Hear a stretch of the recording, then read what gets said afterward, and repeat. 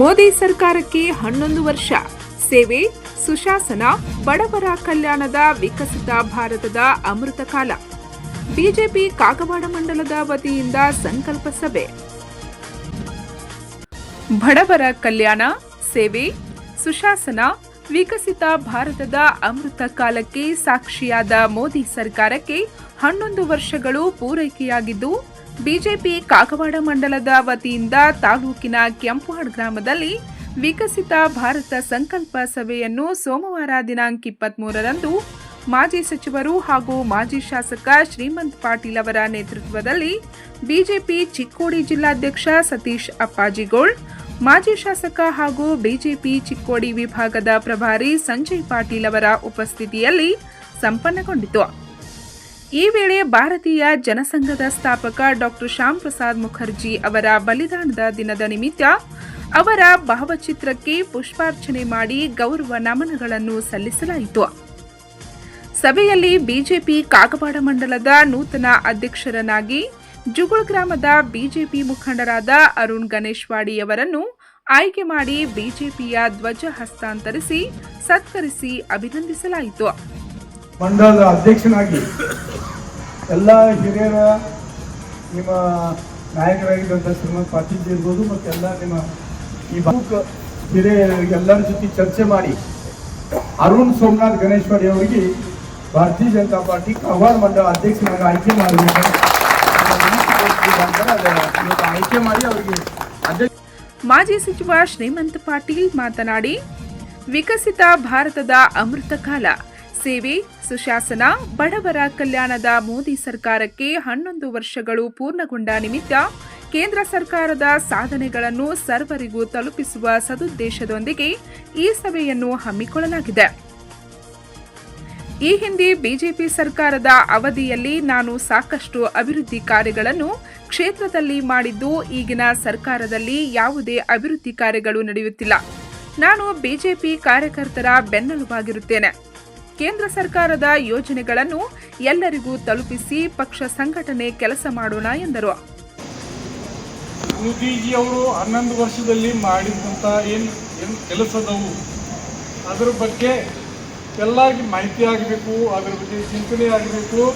ಅದರ ಜೊತೆಲಿನ ಅವ್ರು ಏನು ಇಷ್ಟು ದೊಡ್ಡ ಪ್ರಮಾಣದಲ್ಲಿ ಕೆಲಸ ಮಾಡಿರಲ್ಲ ಮೋದಿಜಿಯವರು, ಅವರು ಅಭಿನಂದನೆ ಕೂಡ ಕೊಡೋ ಸಲುವಾಗಿ ನಾವು ಇವತ್ತು ಕೂಡಿದ್ದೀವಿ. ಈಗಾಗಲೇ ನಮ್ಮ ಕುಲಕರ್ಣಿ ಸಾಹೇಬರು ಸಾಕಷ್ಟು ಮಾತಾಡ್ಯಾರು ಪಕ್ಷದ ಬಗ್ಗೆ. ಅಗದಿ ಪಕ್ಷ ಯಾವಾಗ ಪ್ರಾರಂಭಕ್ಕೆ ಅಲ್ಲಿಂದ ಎಲ್ಲ ಸಾಕಷ್ಟು ವಿಸ್ತೃತವಾಗಿ ಹೇಳ್ಯಾರು. ನಮ್ಮ ಸಂಜಯ್ ಅಣ್ಣ ಕೂಡ ಅವರು ಭಾಳಷ್ಟು ಅಗದಿ ಭಾಳ ಚಂದ ಮಾತಾಡ್ಯಾರ, ಅಗದಿ ಚಂದ ಮಾತಾಡ್ಯಾರ. ಆಡ್ಲಕ್ಕೆ ಬರಂಗಿಲ್ಲ, ಆದ್ರೆ ಒಂದು ಅವ್ರು ಎಷ್ಟು ಚಂದ ಮಾತಾಡ್ತಾರಲ್ಲ ಅಷ್ಟು ಚಂದ ನಾನು ಸೇವೆ ಮಾಡಿ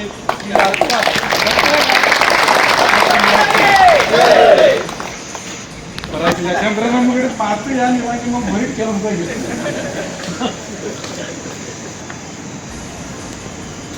ನೀವು ಈಗ ಕಾರ್ಯಕ್ರಮ ಸ್ವಲ್ಪ ಒಂದು ರೌಂಡ್ ಹಾಕಬೇಕು.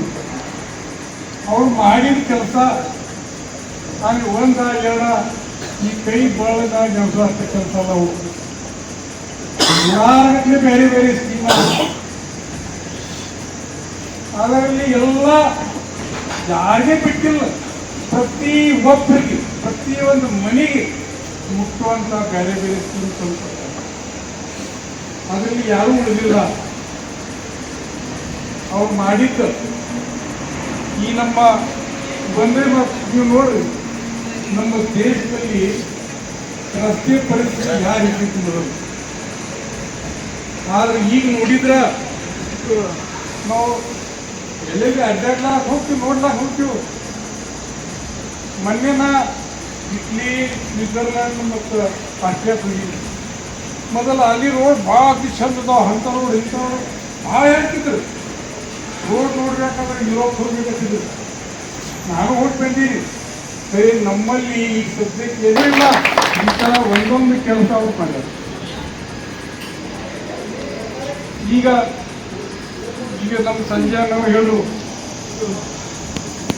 ಮೊದಲ ಈ ನಮ್ಮ ಒಂದು ಹೊರದೇಶ ಪಾಲಿಸಿ ಏನಿತ್ತು ಬರೇ ನಾವು ನೋಡ್ಕೊಂಡು ಕುಂತಿದ್ವಿ.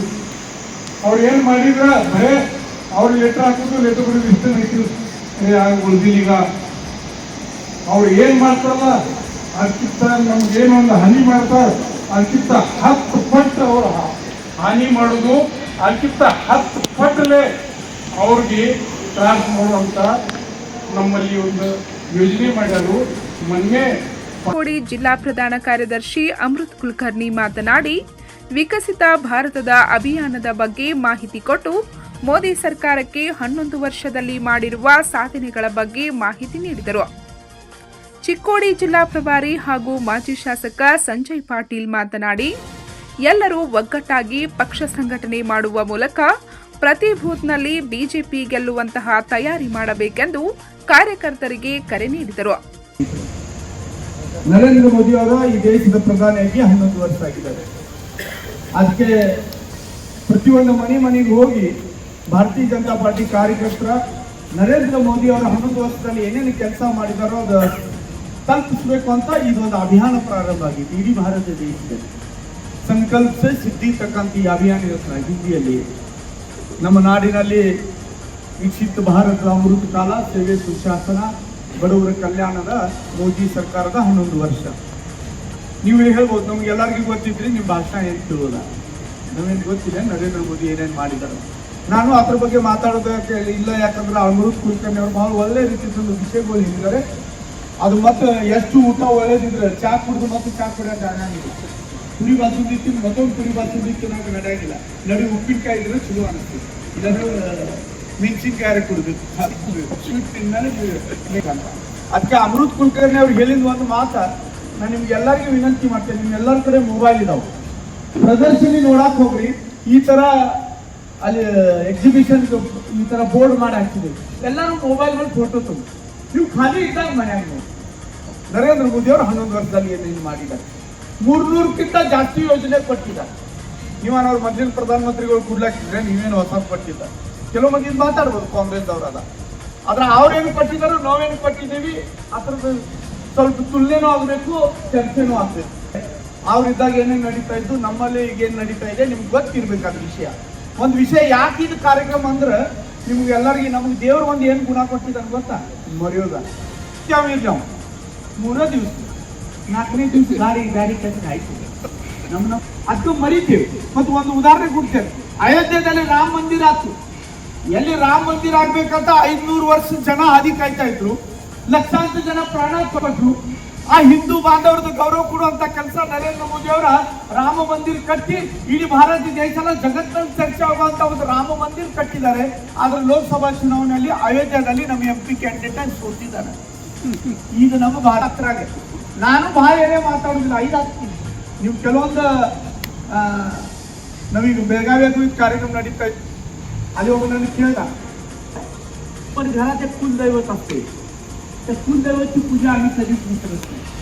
तसं आमचं हिंदू धर्म टिकवणार आमचा कुलदैवत छत्रपती शिवाजी महाराज आहे. त्यामुळे आम्ही अगोदर त्यांना आणि सध्या राजकारणातलं आमचं कुलदैवत नरेंद्र मोदी, म्हणून आम्ही त्यांची पूजा करतो आणि त्यामध्ये आम्हाला काही गैर वाटत नाही. मी तर अभिमानानं सांगतो, जर राजा शिवाजी नसता तर देवळात देव नसता, जर राजा शिवाजी नसता तर आता देवळात देव नसता, आणि आज जर नरेंद्र मोदी पंतप्रधान झाला नसता तर अयोध्येच्या मंदिरामध्ये राम नसता. आम्ही सगळ्यांनी लक्षात ठेवलं पाहिजे. आज राम बसला त्या नरेंद्र मोदींच्यामुळं. आणि भारतात रामाची पूजा करायची नव्हतं काय पाकिस्तान करणार करू देतील. 80 परत यावं. 300 देशामध्ये 158 देश हे मुस्लिम देश आहेत, तिथं फक्त अल्लाची पूजा होते. 111 देश ख्रिश्चनांची आहेत. ಈ ಸಮಯದಲ್ಲಿ ಜಿಲ್ಲಾ ಪ್ರಧಾನ ಕಾರ್ಯದರ್ಶಿ ಅಮೃತ್ ಕುಲಕರ್ಣಿ, ಮುಖಂಡರಾದ ದಾದಾಗೌಡ ಪಾಟೀಲ್, ಶಿವಾನಂದ್ ಪಾಟೀಲ್, ನಿಂಗಪ್ಪ ಖೋಖ್ಲೆ, ಅಭಯ್ ಮಾನ್ವಿ, ಮುರುಗಪ್ಪ ಮಗ್ದುಮ್, ಪ್ರಮೋದ್ ಹೊಸೂರಿ, ಅಪ್ಪಾಸಾಬ್ ಮಳಮಳಸಿ, ಮನೋಜ್ ಕುಸ್ನಾಳಿ, ಭರತ್ ಹೊಸೂರಿ, ರಾಕೇಶ್ ಪಾಟೀಲ್, ಕಿರಣ್ ಯಂದಗೌಡರ್, ಅಪ್ಪಣ್ಣ ಮುಜಗೋಣವರ್, RM ಪಾಟೀಲ್, ಈಶ್ವರ್ ಕುಂಬಾರಿ, ಸುಧಾಕರ್ ಭಗತ್, ಅಭಯ್ ಪಾಟೀಲ್, ಉತ್ಕರ್ಷ್ ಪಾಟೀಲ್, ಪ್ರಫುಲ್ ತೋರುಸಿ, ರಾಕೇಶ್ ಕಾಂಬ್ಳೆ, ಪ್ರವೀಣ್ ಕೆಂಪವಾಡೆ ಸೇರಿದಂತೆ ಹಲವು ಗ್ರಾಮಗಳ ಮುಖಂಡರು, ಗ್ರಾಮ ಪಂಚಾಯತ್, ಪಟ್ಟಣ ಪಂಚಾಯತ್, ಪುರಸಭೆಯ ಸದಸ್ಯರು, ಪಕ್ಷದ ವಿವಿಧ ಮೋರ್ಚಾಗಳ ಪದಾಧಿಕಾರಿಗಳು, ಕಾರ್ಯಕರ್ತರು, ಸಾರ್ವಜನಿಕರು ಉಪಸ್ಥಿತರಿದ್ದರು. ಪಂಚ್ ನ್ಯೂಸ್ಗಾಗಿ ಕೆಂಪುವಾಡದಿಂದ ಬಸವರಾಜ್ ತಾರ್ದಾಳೆ.